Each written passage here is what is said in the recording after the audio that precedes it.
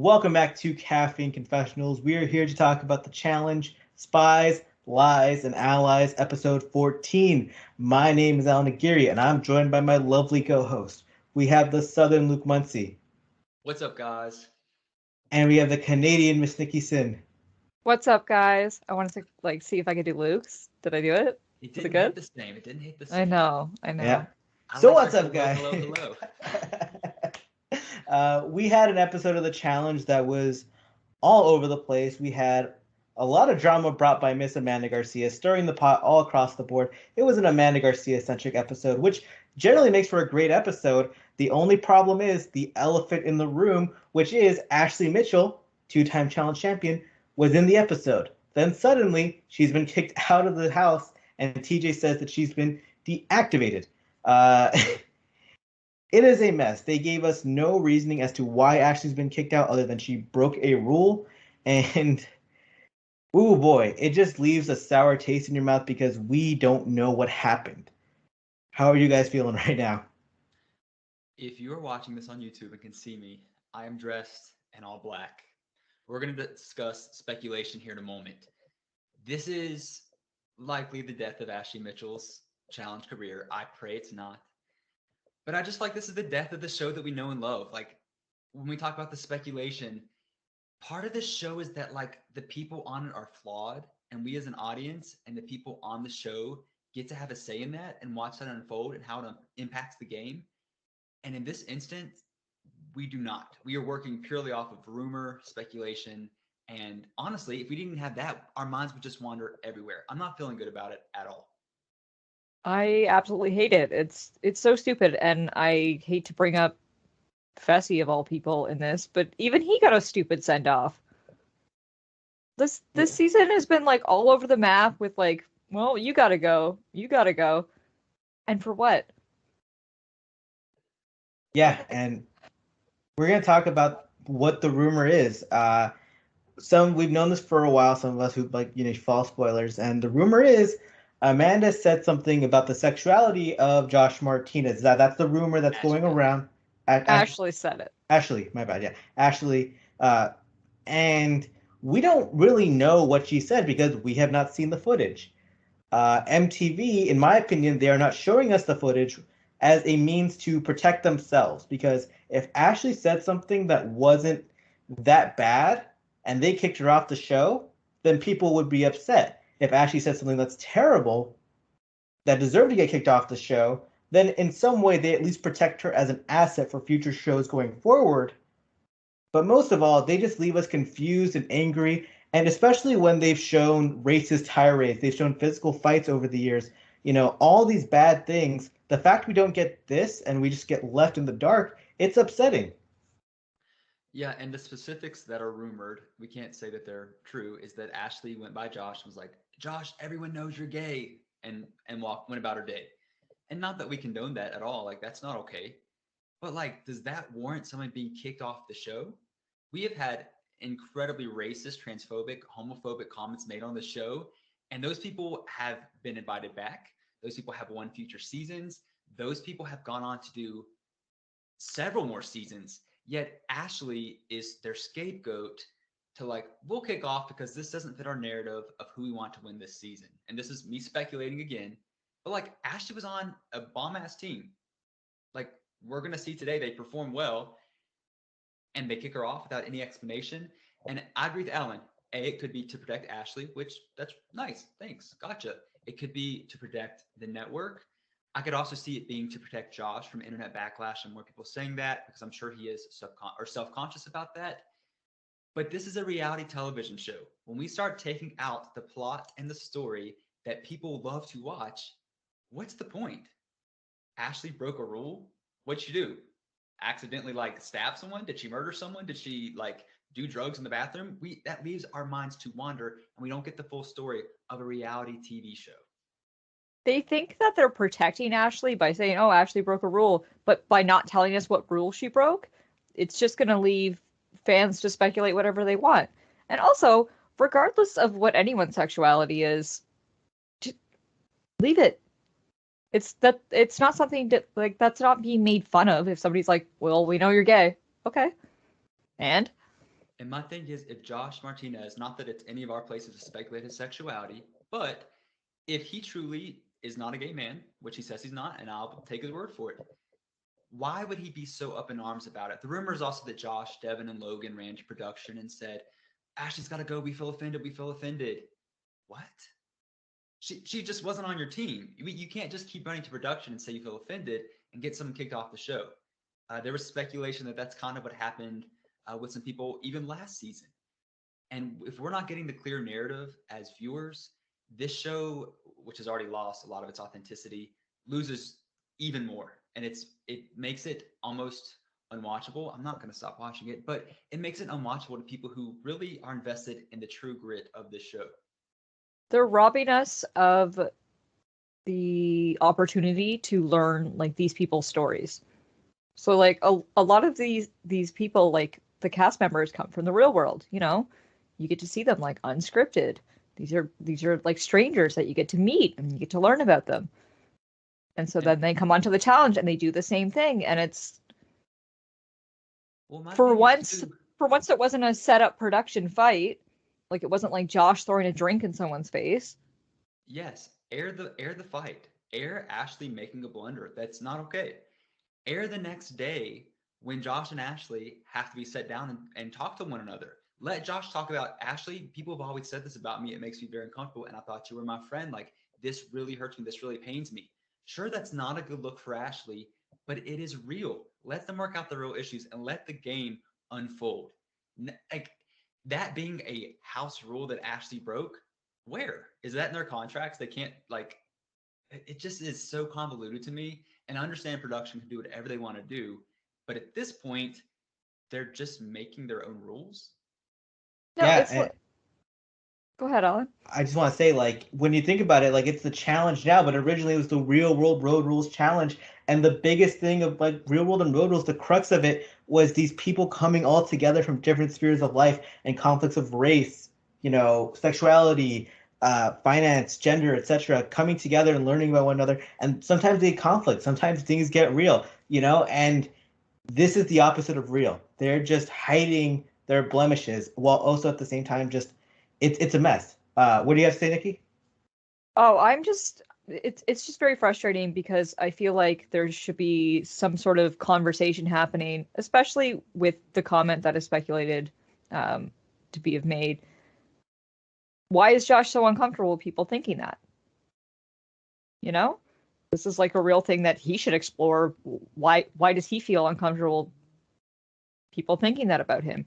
And just like covering all of this up is it's so not what I feel like the show is about. It ruins so much of it. And I know I'm taking it back again, the real world, but like the real world, go big or go home. They had that whole thing with like Jenna. We got to see that. Yeah. I want to see the like authentic people. I even want to point out too, some might argue, well, that was a long time ago. It wasn't in terms of Jenna. That was the real world. This is the challenge. Kaylee Morris outed Natalie DeGrati, was invited back to the next season, almost got in a fight with Natalie, said she would do it again, and has been invited back to multiple other seasons. Rumor is she's invited onto this season. So it's okay that she broke that house rule in the past. But now when Ashley does it, when it's close to the final, and she could possibly get her third win, and it's going to take away from maybe one of production's little darlings, that's when the role matters. The inconsistency is gross. We had Camilla on Dirty 30 with her racist tirade towards Leroy, which I must say they showed it, but even then they didn't even show the extent of all her worst antics on that season as a means to protect her and themselves, which is them covering their bases. But they let her go on to compete in the season. They let her win $450,000, and even after all that, they invited her for Champs vs. Stars 2. And what did she get kicked off for? Hitting a production assistant. It's madness, and this company has kind of like lost everything that made reality TV great and what made us fans of the show. And while we don't know what Ashley did or whatever she might have done, it's disheartening. Like, how do I know she didn't just like pull a fire alarm? You know, like they left it so wide open. Like, well, Ashley broke a rule. She was deactivated. Okay, and they didn't even let Amanda explain anything. All we saw was Nani say, "Where's Ashley?" Like it's this big shock. I don't know. It's I've said my piece. I think we all have. It's just I'm really upset. unfortunate that this is what the show's come to, and not that we want to see people bash other people, but if it happens, we would like to see that because that is part of the authenticity that this show provides, and the reason that it's gone on for 37 seasons. People enjoy watching real people do real things, even if it's negative. Like My sit hope. down and have that real conversation. Like we've got to see Nani open herself up to Casey. Mm-hmm. Yeah. You know, and it's this is obviously not, you know, the typical relationship for her. So, you know, it's supposed to, I feel like discussions like this are supposed to happen. It's supposed to open up a conversation, and MTV was just like, nah. Yeah. We wanted to talk about this Ashley stuff first because we wanted to get ahead of it before we had to talk about the rest of the episode. My hope is that Ashley will be back for a future season because she's a great character. She's absolutely important to this show. I wouldn't mind if she took a break as well. And I hope they're just doing this to protect everyone involved. And worst case scenario, this puts Ashley in the All Stars casting pool, which I think everyone would want to see her in more anyway. All Stars 2 debuting on Thursday. I've seen the episode. Brings in a lot of nostalgia. You'll be thrown right back into it with the music and stuff like that. So get ready for that. And now we're going to talk about episode 14 and the house life and the drama and we're going to talk about people having fun and stuff. So, oh my God, I'm sorry. moving on. Yeah, quite the transition, but we're just going to transition like the show did. So, Yeah. Now talking about the house life and drama portion. Not a lot of house life in this episode. We opened the episode with Logan coming back from his elimination win. Nelson's having a conversation with him. He's like, hey, why'd you switch teams when you promised not to? And Logan just simply says, well, my own teammate called me into elimination. Thus, I'm not going to stay with Ruby. I think Logan was going to switch either way, and he just was putting up a facade that he was ever going to not switch. Yeah, and Nelson's the person that would believe that right off the bat. So it made sense in my head, too. And, yeah. I'm just so sick of Logan already. Yep. In this scene we see Tori joking around with Casey like, oh, let's see who's stronger, as she tries to pick up Casey, and Casey with not that much resistance is not getting picked up because Casey's very strong. In this scene you just see Amanda looking at Tori the same way that us, the fans, have been watching Tori this whole season, with just pure disgust at the antics. Like, they're just a lack of genuinity, and these two people do not mesh whatsoever. They are completely different players, completely different personalities. Amanda versus Tori, it's a big part of the episode. For sure. I wish the show did a better job of highlighting their background. I mean, they've not liked each other for a long time, partly because they've dated some of the same people. They've had previous issues, but I could also understand not wanting to talk about your exes on this platform. But it didn't give us everything we needed to give us a full circle story, but it's so wonderful for me to watch Ash or Amanda just totally rip on Tori. Oh, the minute I saw Amanda give that look, I was like, this is how we've all been feeling. This is so cringy to just watch. It feels like MTV's written this character for Tori, and she's like, yeah, I'll just keep playing along. It feels like Tori has written this character for Tori, and she's trying so hard not to deviate from it. And it's exhausting. I don't know if this girl has a genuine bone in her body because her persona on the show versus on Instagram versus on Are You the One versus on her podcast, they're all different. And it's like she has these different roles she's in her head forced herself to play. And I don't know who the real Tori is. Does she? Yeah. This is just like a bad episode of Victorious. That doesn't exist. Victorious is a fantastic program. Tori was never the star. Tori Vega was never the star. No, Tori Vega was a problem. She's a problematic character, but good show. Let's not slander Victorious. Let's slander Victoria de hell. I'm not slandering Victoria. What I'm saying is there's no such thing as a Tori stan in any realm. I know there are. They exist. They're exhausting. And they call me ugly on Twitter. It's great. I do want to say, I have a follower on Twitter. He's like, I don't really he's like, I'm a casual fan, but is it just me? Or has Tori gotten 1,000 times more annoying? And yeah, she kind of has. I mean, she's boosting herself up as though she's done so much more than Amanda, when really their resumes are kind of similar. Yeah, Tori's made some finals, but it's just there's been so much lacking, and she's had egg on her face, and she's just put people down in the process to propel herself up so many times. It gets grating. Tori is a good competitor, but man, it just like take a step back. Just take a chill pill. Be you for a good second. And if she could just fall into a villain role, I would probably stan her. But she wants so badly to be the good guy. It's giving pick me, and I'm just really over it. Like her and Corey just need to take like some time off. Or My take a favorite bench. thing is Tori saying Amanda keeps talking shit behind my back, and I'm like, dude, she keeps taking shit to your face. You follow her on Twitter? She's calling you out every day of the week. It's like she's not afraid to talk crap to your face. Like you're just saying that she's talking stuff behind your back in order to make her seem like a villainized character when she'll go directly to your face. Moving on, we have Amanda's friend Nelson, who's walking alone by himself, sad that he doesn't have Corey. It's like the Michael Cera video / gif where he's just by himself. Devin and Kyle, they narrate like, oh, I used to walk these rocks with Corey, and they create some fake Nelson confessionals, and he even throws a jab like, he's like, it's like 1 in 3 competitors left. I have a 50% chance of winning, which is an actual Nelson quote from Total Madness. Sure is. Also, I miss Berna. Right. It was funny. I think that it's probably to Nelson's benefit for Corey to be gone. Just because people had like a sour taste in their mouth for Corey this season, whereas with Nelson, it's like, oh, that's Nelly T. It's been a rough game for Nelson. I mean, at the beginning of the season, he was the most featured person in the trailers. He had 2 showmances, and it was just like I thought this was going to be Nelson's season, and it's not Nelson's season at all. It doesn't feel that way, and his confessionals aren't helping because he constantly, he'll take jabs at certain players, like the women of his team, along with many of the other men in this episode, where it's gotten annoying. Logan, Devin, CT, they're all just bringing the women down, and it's like, dude, a lot of these women are better than you. A bit off topic. Forgive me, but in my mind, it has to go here because I'm thinking if I'm a listener right now.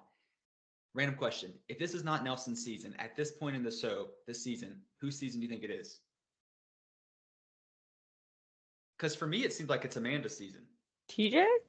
Yeah, it's Amanda. I mean, since episode like 10 or 11, it's been Amanda's season for sure. She's carried the last 4 or 5 weeks. And she's not only getting the best, like not only is she carrying herself as a big character, she's elevating other people to actually be interesting. And I want to say too, God forbid, but it honestly kind of seems like Josh's season too. He's got lots of confessionals, has somewhat been manipulating votes, and he keeps talking about like, I'm gonna make this final, I'm getting close. So yeah, what seemed at the beginning of this season to be like the Nelson show, the Emmy show, is the Josh and Amanda show, maybe? I don't know. Sorry, I had to say that because I'm sure if you're a listener, you're like, well, whose show is it? The 2 of them even had a scene in the episode where Amanda talks about, like, if I go into elimination, Josh, who from Emerald am I infiltrating? And she pushes him, and eventually Josh says, Casey and Nani is who I want to run the final with. So take Tori's spot, essentially. And then he reneges on that a little bit. He says, oh, well, I want to run the final with Casey most of all. But he said Casey and Nani. He said those words aloud. And Amanda does promise him, like, hey, I won't use this as dirt against you for now. Because she's loyal in that sense. But it was an interesting scene because then we had Big T getting told by Logan and CT, like, hey, don't join our team. And it just become really awkward to see all this stuff. I hate it for Big T, and it's not a lack of self-awareness. I don't want to say that. Like, I give props to Big T for coming and competing. She's not the most in shape. It's not that she's out of shape. She's just not the most in shape. And yeah, she's had a pretty pitiful run this season. I won't lie. But for people to, in your face, just tell you, don't join our team. The person who last season was your partner for the majority of the season, and the other person who was your showmance, that's like a knife to the chest. No, it's starting to become just like disgusting. Just every man on there, honestly, except for Josh, and I hate to say it, please never quote me on this. It's just like bashing on the women all the time. oh, they're doing this. This is why we're losing. We're losing because of this or this. All right. So you're gonna blame everyone else except yourself? You ever thought about It's teamwork disgusting. shifting? And I gotta say, like, I'm so tired of CT saying, "Oh, I love Big T." No, you No, you don't. don't. Just say you don't. You just clearly don't. Just you don't have to lie to us because you don't want to get fans angry at you. You want to keep your 100% approval rating with casuals. You don't like Big T. Just say it. You don't. I mean, like, you don't have to drag her in these half-assed ways. Just be transparent with us. It's one thing to have these like Big Brother characters who orchestrate these fake storylines, stuff like that. Like, dude, you're CT. You're bigger than that, and you're falling into the sauce. You're lame, bro. Like, just be honest with us. I agree. But there's a reason why casuals love CT because he knows how to work the system. Last season, my casual friends, whenever he said all that stuff to Big T, oh my gosh, we used to love him. The very next episode, he apologizes and they hug it out and they're like, oh, he is such a good guy. It's like, come on. At some point, I give props to him because he knows how to play the casual viewers. I mean, Bananas does the same thing, so. To this day, for sure, yeah. Though there's a much different, like, a lot more people hate Bananas than hate CT. There's a great difference. Like, CT, people will just eat whatever he says up, and it's Bananas does have a lot of casual fans, but he has more haters than CT. There was one little more house thing left, and it was Amanda drawing up a little math quiz for Logan and Josh to play with, and I thought that was like really funny. That it was like, I don't know how you can see this girl is not an asset when she's writing your guys these like puzzles and these anagrams to solve. I'm like, how could you not see that as an asset for your team? Yeah, and honestly, I thought it was kind of a shady thing too, just to be like, let's see who the weakest guy out of these two might be. Let's ponder this. Oh, it's Josh? Huh. Are we not still waiting for Josh to solve the math equation from Devin? Oh yeah. What do you say? 6 times 9? Stand each other, yeah. My favorite thing was Josh saying like, "Oh, the math, I can solve it. It'll just take me a hot minute." I'm like, dude, it's gonna take you a hot hour to fucking solve this. A smoldering hot minute. On fire, a boiling hot minute. Daylight savings, it's 1 hour goes back to the next. We got to get to it again. Like, long time. And that's our house life portion. If it seems underwhelming, it kind of was because most of the stuff was the gameplay portion. Next up, though, we're going to talk about the daily challenge, which was Top Gun inspired. And now moving into the daily challenge portion. This daily challenge was sponsored by the movie Top Gun Maverick, which actually led to a visually cool daily challenge as the players were put in these in pilot suits. They got nice shades, and they went into a fake airplane. Players were then dunked underwater where they would then have to escape from the plane. It was super claustrophobic, super terrifying if I was there, but for us, made for a visually stunning challenge. They had to unhook a bunch of puzzle piece tiles from the plane that's like draped all across of it. There were 25 total tiles, and at the bottom of the plane, there was a board that had the puzzles, panels they had to memorize. Teams had different techniques when it came to communication, teamwork, and then one person solving the puzzle board on the side. And boy, oh boy, this was actually a cool daily challenge. And I know we don't like the different heats and stuff like that, but I like this one a lot. Yeah, the only flaws were the same things we all said. Like, heats makes it tricky, although this didn't seem to be rigged. And then the one team still has 6 players. They have an advantage. But still, it was a good day. I really enjoyed it. The plane dropping into the water, so unnecessary, but so cool to watch. I liked it. I was squirming the whole time. I was very uncomfortable. Don't like to be in enclosed spaces like that. I can swim probably as well as a goldfish cracker. So not well at all. So that really threw me off. I was getting very uncomfortable watching it. But I did like that there was a time limit. Like, you had 45 minutes, and like, if you got timed out, I was like, okay, that does help with the rigging, because I get so annoyed when it's like a time challenge. I'm like, okay, but you could just say it was any point in time. You could say it was any time amount. Yeah, this challenge was not made for people who are afraid of their plane crashing, people who are claustrophobic, people who are afraid of drowning. And if you're afraid of all of them, it's a lot of problems. This is terrifying. I'm There are so some, excited to get on my flight today. yeah, and also if you're afraid, if you can't dive deep into the water, this was also a very difficult challenge, which we saw a lot of teams struggle with because to be able to dive and then memorize, it's a lot going on. There are some fun notes I have to bring up. I don't know if you guys know with the movie Top Gun Maverick, it is the sequel to the original movie Top Gun. It was supposed to come out June of 2020, which it got delayed because of, I mean, it didn't get delayed. It was supposed to come out June 2020, but it got pushed back because of COVID. And I know this because I go to the movies every week, and every week I get my giant diet soda, and in it, it has a Top Gun Maverick logo, June 2020 coming out.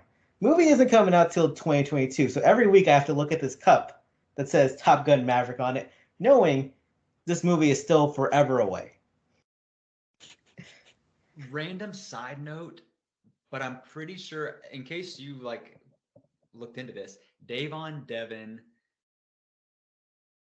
Simone hosting, and two other challengers filled a Universal ad right before COVID, and I'm pretty sure it was for Top Gun as well. And from what I heard, we're never getting it, but maybe we'll get it this summer. It was Davon, Devon, Darrell, and Rachel Robinson? Yeah, Rachel Yeah. Robinson. Would be phenomenal to see. That was 4 years ago. It was 2019 when it was filmed.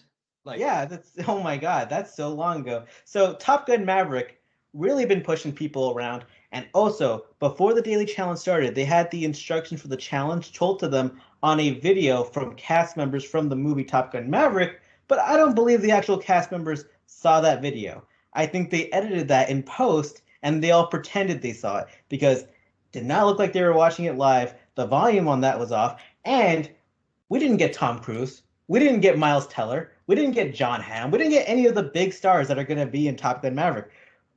We got some schmoes. couldn't even get one of them. Couldn't get Miles Teller. We got the production assistants. The craft they services. Just said they're on the movie. Just take our word for it. One of those actors I do know. I forget his name now, but I've seen him and stuff. But the first guy, right? Yeah. I was like, I know that guy kinda. But I'm like, couldn't get Miles Teller. We couldn't get just give us Miles Teller and then 5 people we don't know. Just do that, and then because everyone would be like, hey, Miles Teller on the challenge. Nope, couldn't get that. Drake would do it. Drake would do it. Yeah. Degrassi star Drake. Next up, we have the actual daily challenge itself, and as we talked about, the blue team, they were doing. I mean, the Emerald team, who have been dominating this whole season, they were struggling because they didn't have the communication down. They realized really quickly that diving would be really difficult. Devin had to be the diver when he expected to be the guy putting the puzzle pieces on, as he's usually the smartest guy on their team. A big struggle for them was that they could only find 24 or 25 puzzle pieces. And why could they not find the 25th? It was attached to the goof, Josh. Oh my God. Loser. The goof's gonna goof. If if anything's gonna happen, the goof is gonna goof. This isn't the first time this has happened either. On Total Madness, there was a challenge where he knocked off a puzzle piece off his moving truck from the start and couldn't solve the puzzle. And then he's like, what happened? You guys didn't give me enough pieces. And everyone was laughing at him like, Josh, you knocked off your piece at the beginning. And he's like, no, you're lying. And then they show him the footage and he goofed. Satisfying to watch, I must say. Satisfying. And not to dunk on Josh Moore, but we're going to dunk on Josh Moore. You also got to think of him taking Nani's rope in that swimming challenge last season, knocking her into the water. And, I mean, he's due for one of these this season, guaranteed. The guy, man, I can't believe you think you're going to be a strong team winning a final when you have a guy who can't get a puzzle piece off his leg for you to win a challenge. I don't know. If Fessy's gone, Ashley's gone. Production seems to have a favorite. You never know. The final might be banging pots and pans together. Or spitting while you talk. Messing up math problems. Who can mess up the worst? I can do it. It's Josh. Who can spit the most while they talk in a confessional? Ooh. Ooh. Do we not notice? Because I notice. Yeah. all I'm like, over the that place. is. I'm like, those are some droplets that I feel could be COVID. yeah. I don't know. I feel terrible for the camera confessional man. Like that guy's having a bad day. Could be a woman as well. Camera confessional woman. I don't want to, Ruby team goes for their round, and it's just a total mess because Kyle and Nelson are the two people who are able to dive underwater, but they have no memory skills. So how are they going to memorize the puzzle, and how are they going to communicate it to Amanda? They didn't have the skill set to do well in this challenge, and they didn't have the personnel to do well. They had nothing. They had no reason they could win this challenge other than a miracle. Well, and it's interesting that even you just mentioned Kyle, Nelson, and Amanda, not even Big T. She was a non-factor in this daily challenge. Like, yes, she provides some comical aspects of like, oh my gosh, she dove in and her wig fell off, but like she missed some puzzle pieces. She didn't really help solve the problem, and they ended up just timing out. I felt bad for her because it's sort of like they're the smallest team.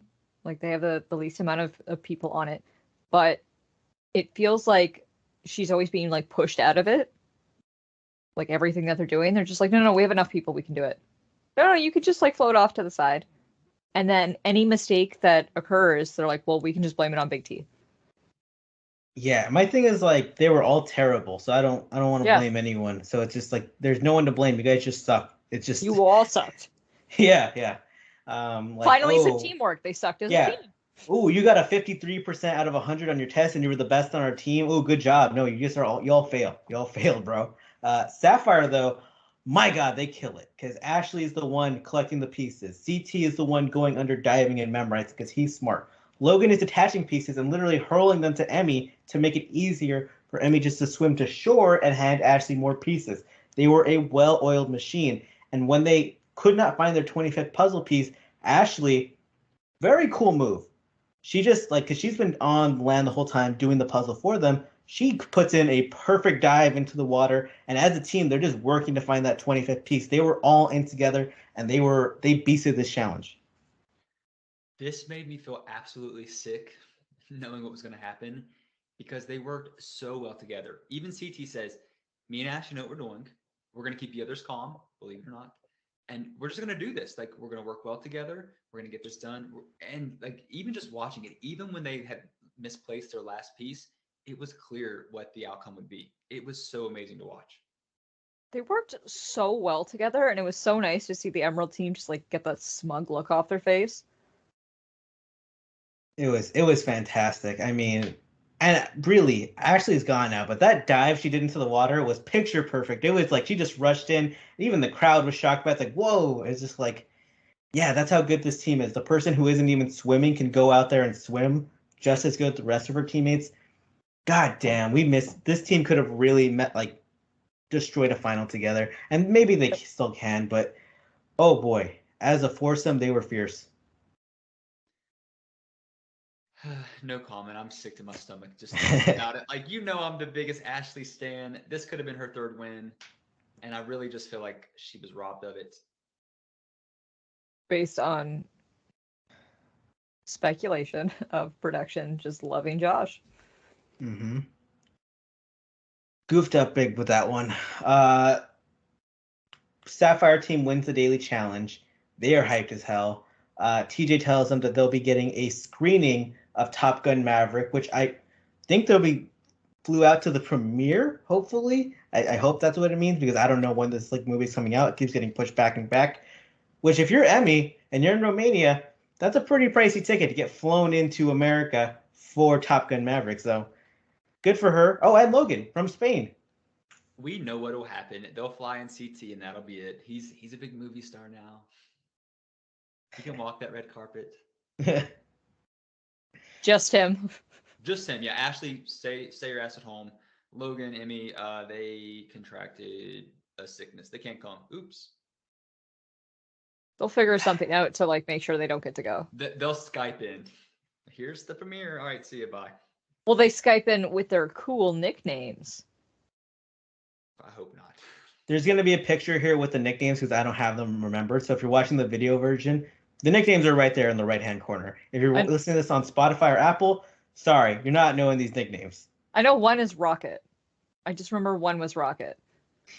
Because they all looked like names of if you went to like the Humane Society, or I don't know if that's a thing in the States, Yeah. or like a pound, a dog pound. Yeah. Like that's the names they would give the animals you're going to adopt. Yeah. This is Maverick. Oh, here's Rocket. That's what they all sound like. TJ then announces that at the house they will be getting a Top Gun themed party, which leads us into our gameplay and politics portion. Moving into the gameplay and politics portion, the players got their own Top Gun themed party, so they showed up in their dresses and their party clothes with Top Gun hats and with sunglasses on, and they all looked, honestly, pretty damn good in the hats. I'm not gonna lie. I don't know what it is. Those hats look good. Those sunglasses look good. I liked it. Yeah, I love a good theme. Even if it's that simple, it just like unifies the entire night, I guess. It's fun. I love theme parties. They're one of my favorite things. There was like I saw Amanda and Nani in a hat. I'm like, I don't know why I didn't know I needed this, but I needed this for some reason. Bonk me if you want. Then you had Nelson who looked like a village person. He looked ridiculous. But it was just it was all good fun. It made stuff better. Amanda, she you good there, Nikki? The village person comment. Yeah, that got me. Nelson's wardrobe is consistently like he is like a village person cosplayer. That's not the right word I'm looking for, but that like goes and performs at like children's birthday parties who don't even know who the village people are. No, I think he's a village person OnlyFanser. Like for that specific niche, I don't see kids parties for Nelson when it was. True. You might have broken me. I'm sorry. Okay, but in terms of the gameplay, Amanda, she's talking with the Ruby team. She doesn't really care. She's like, why are we blaming people? We all suck. She goes to Ashley and she sees Big T, Tori, Nani, Casey, all just kikiing it up. They're laughing. They're having a good time. When she's like, well, they're not safe for elimination. Put me in and let's stir things up. Because at least if I go in, I can choose my opponent. And based on the elimination, I know each of their strengths and weaknesses. And I want to have them afraid. Which I thought was brilliant because you can play a passive game and just let yourself get thrown into elimination, or you take the game in your own hands and take that risk, and maybe your odds get dramatically shifted in a positive way. For sure. And all the people's confessionals where they were like, Amanda's so chaotic, her head's not in the game, she's here for the wrong reason, she's here for drama. No, she is in fact securing her place in the game by managing the situation. She's going in one way or another. She's just going to do it on her terms. She's here for $1 million like the rest of you are. Or did you sign a different contract? They might have. And I love it. She's like, I'm going in, guys. You guys should be afraid. And Casey tries to pop up like, okay, so put me in, because Casey thinks Amanda is like a layup person. And Amanda's like, hey, look, I know you're good at stuff, but like anything could happen in an elimination, essentially. Like, she was just swinging. I love it because they were like, oh, Amanda, you're acting so defensive right now. It's like, no, she's not acting defensive. She came in playing offense. She's just playing pure offense. There's no defense going on. You're the one who's getting defensive by saying she's defensive. Amanda does, embarrassingly, I hate to say, guys, I'm good at eliminations. The track doesn't really show that. However, that was a slight slip up. I don't like Casey, who is a new face of this show. I mean, it's her third season. She's performed so well. Allan broke down last week, like she is like looking like the top female all time when it comes to dailies. She's looking very, very good. However, Amanda's been on this show since Rivals 3. I don't want to discredit her in the sense that like she's a layup, and Casey does that. Like Amanda brings something to the show, even if it's not like brute strength, that it's just so irritating to see Casey comment on like, okay, girl, it's just weird. What Amanda brings in like personality and plots, storylines, it's the equivalent to what Casey brings in like fitness and winning in the competitions. In my eyes, I feel like they're like on even playing fields. And I'm gonna give it to Nani. Nani was getting upset with Amanda. She's just defending her girl. Okay, I also get a couple of drinks in me, and I'm ready to fight anyone that's talking to somebody I'm into. This was to me like the best version of Casey we've seen all season because we've seen Casey acting smug in her confessionals. Amanda got Casey to pop up and be like, "Oh, you want to call me out? It's like, how about you throw me in because you're not throwing in my girls, like stuff like that. Like, are you willing to do that?" And like, kudos to Amanda because you made Casey literally come off the couch and stand up. You know, she's usually a couch herself, but like she became a character in that moment, a real reality TV character. Even with her fights with like Josh and stuff like that, she always stays passive. But Amanda, dude, you got her out the couch. You got Nani, who's been boring since Double Agents, to bring out some old Nani to be like, hey, I'm gonna fight for my girl. She needed some noodles in that moment in her hands. Like Nani and Casey, Brood, they became challenge competitors again.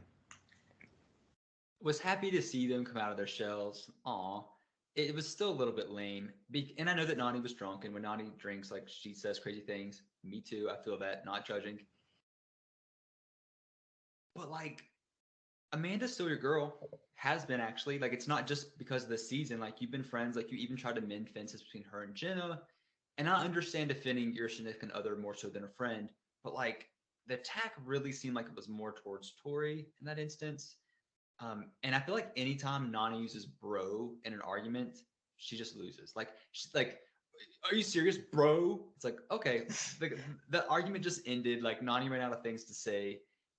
But still, like you guys said, I was happy to see them do something because they've been a snooze fest since literally Double Agents.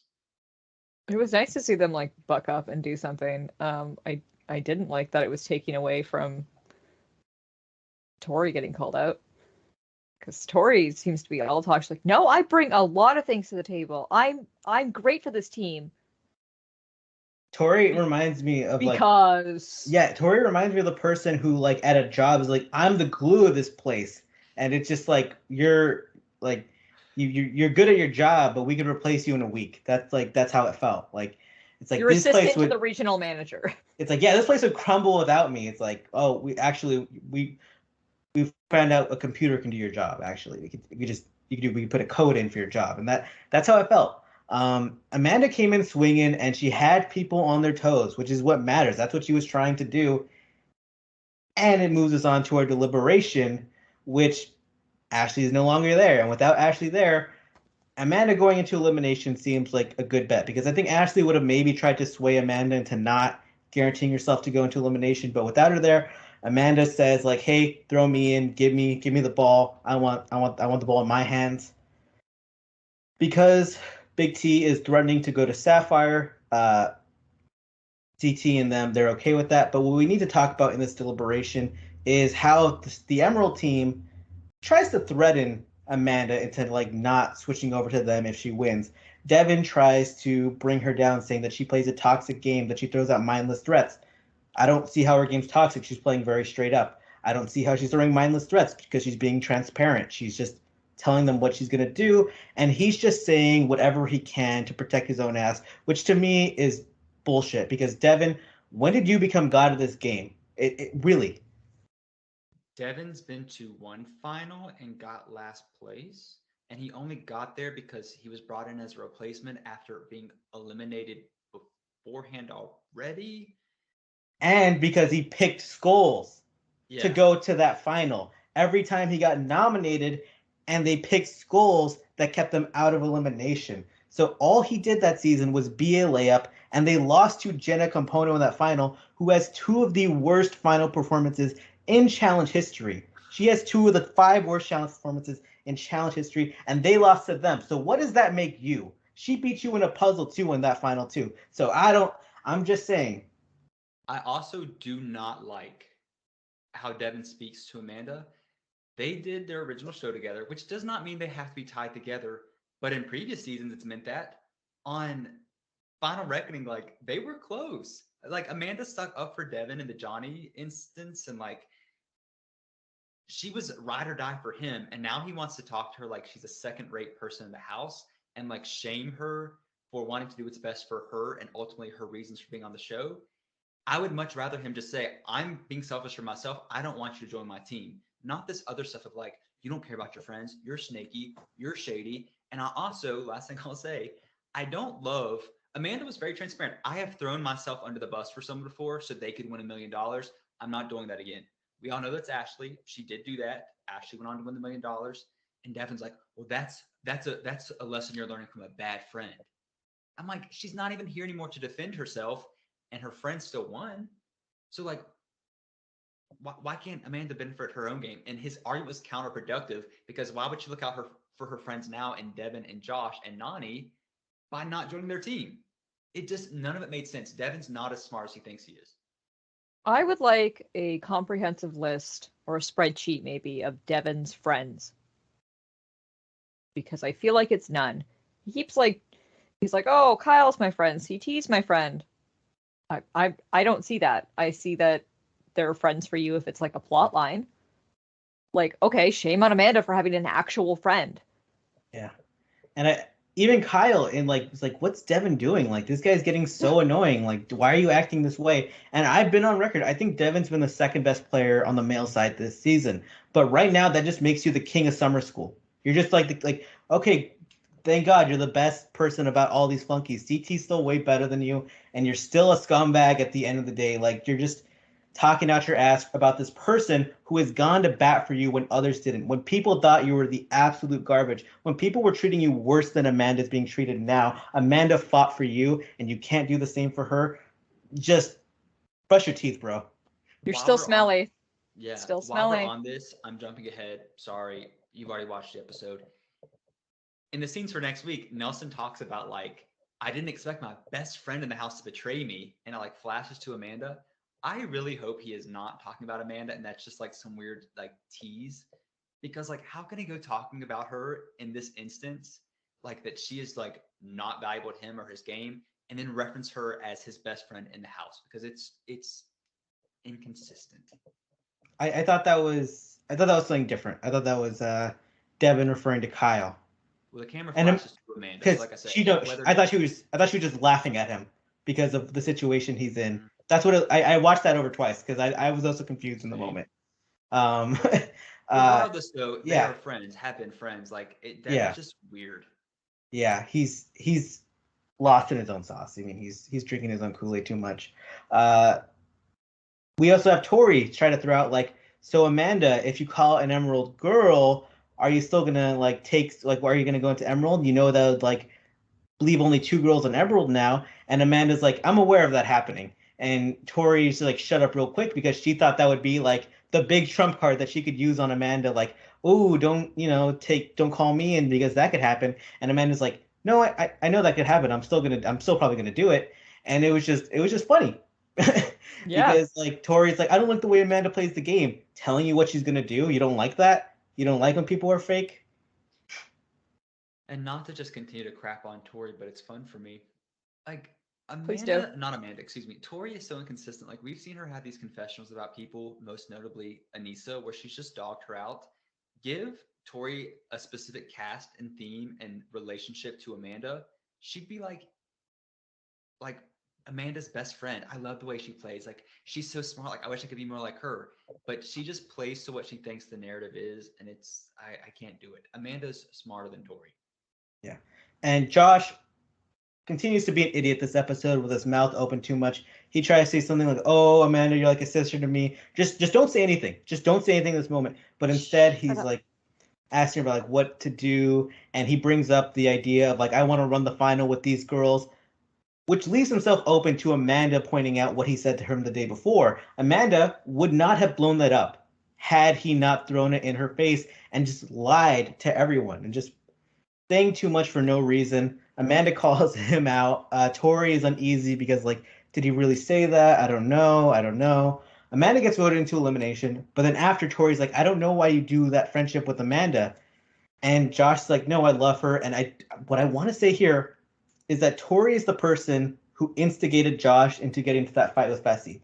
What type of friend are you? Because Amanda went after you and diffused Josh in that moment. That's the friend she is. She's just playing an honest game, and you're really the one who's talking shit behind her back, if anything. And one flaw, not a flaw, one flaw that Tori has, she expects everyone to view her as their number one while she doesn't do the same. I think back to Total Madness when Dia had Jenny's back ahead of Tori. And like Tori and Jordan had an absolute meltdown. People are allowed to have relationships and friendships that exclude you without that making them a bad person or a bad friend. But Tori just cannot handle that. No, I'm just sick of Tori's, like, as Allan said, her like inconsistency. Just mostly nothing to do with it, but it does have to do with this episode. Beginning of the season, she's all over Kel's and she's like, no, like this is like my single season. I'm just gonna do this. Makes a joke right before the daily about half the team sleeping with each other because she's sleeping with Emmanuel. Stick to one thing. I'm glad you mentioned that. I had not thought of that. But yeah, like she's running with whatever she thinks is going to benefit her game best, which I can totally understand, but she plays it up for the camera, which just seems weird to me. Pick a storyline. Pick one. Yeah, and Amanda even says it at one point in the episode, like, you're just big. That doesn't make you like a good player. And like I mean, Tori's just someone like I don't know how she can think she's playing like a great game when you have Casey in the same room and Casey is just better at everything that you do. So at that point, you just become not special. And I think that's just something she has to grapple with in life and on the challenge. Yeah, Amanda, she's going into elimination and she has to pick an opponent. And that moves us to our elimination portion. And moving into the elimination portion, Amanda walks into that elimination. She sees a tower and she has no idea what the elimination is. She decides, all right, because I have no idea what this elimination is, I'm taking the person who's most beatable. I'm taking Big T. So that way, if I infiltrate Emerald, I'll be on a strong team and maybe we just cruise to the final. Big T, she knows this was a good chance of happening because the perception of her in the house is not great. The elimination they play is almost like a Mario Party type game that has some physicality to it. Players have to twist on a wheel that has like a safe type thing. They could pull out some pipes, but it has to be at the exact location, the exact rivet of the pipe, whatever it was. You have to do it 8 times. Once you get up to the 8th pipe, you could stand on that pipe and then jump and hit a bell. First person to do that wins the elimination. It was an interesting elimination. I enjoyed it for the sole fact that we've not seen anything that similar before. And I feel like, you know, honestly, regardless of who you're going up against, it would probably be pretty even. Like just like who's got the determination and this mindset to do it the fastest. I really liked this elimination. I don't want to say that too much in case production for some reason hears it and then it gets run into the ground like a hall brawl, but I thought it was a really interesting one. And I think people are going to say like, oh, but if you're stronger, you can just pull the wheel easier and faster and stuff like that. And Amanda did a good job of noting that you had to hit the wheel only turned one way. And you had to get it in the exact spot or else you have to like turn the wheel all over again a whole time. Which made her strategy of just bumping up and down on the wheel a bunch, just like using it like a shake weight until she found the right rivet, even though it did exhaust her arms. It was a slow and steady strategy that made sure that she did not, have to do a whole rotation again. It was a slow and steady, methodical way to play the game. And she killed this elimination. Big T didn't do poorly. Amanda just did better. I agree. I think Big T eventually figured out the strategy, but it was a little too late. And I'm just going to say that I think Big T is weaker than Amanda, so her arms wore out much quicker. I did like how I couldn't super figure out who people were cheering for at some points because they're like, yeah, get it, girl. I'm like, which one? Like, I know who they're cheering for based on, I watched the show and I realized like who's supporting who, but you really could just be like, yeah, go that person. I loved. Okay, Tori cheering for Big T, duh, like makes sense. I would do the same if I were in her same situation. But Big T, like, come on, mom, come on, mama. Like, he's not supported her at all this season until it was time for Big T to rejoin his team. And if you're Big T in that moment, you've got to be hearing this. I'm not a mother. Big T, are you calling me mama? Like, is this already? And I thought this elimination was rigged for Amanda because, she's a mom now, and you got to open up those Gerber, those baby bottles. It's just like, she has the mom strength. This is too. I mean, you don't give this elimination to a mom. I mean, they could open jars that nobody else can. So it was just it was this was an unfair advantage, and I feel bad for Big T. She should have had a kid if she was going to go into this elimination. It was What a fool. How dare she? I will say I did like the camera work because for the longest time I was like, oh, Big T caught up. And then when Amanda was at the top, I'm like, oh no, Big T is still on the fourth pipe. Yeah. I will say I would have liked to have seen how Amanda stacked up against one of the other girls, or one of the girls, I should say, on the Emerald team. They don't have kids. No shot. Zero shot. They don't have kids. Like, again, this wasn't a mom elimination. They gave it to Amanda. Obvious production favoritism, and she was just dominant in this game. I just couldn't help but think, like, what if she just would have been like, screw it, I'm going out with a bang. Casey, come down here. And she beats Casey in that? Ooh.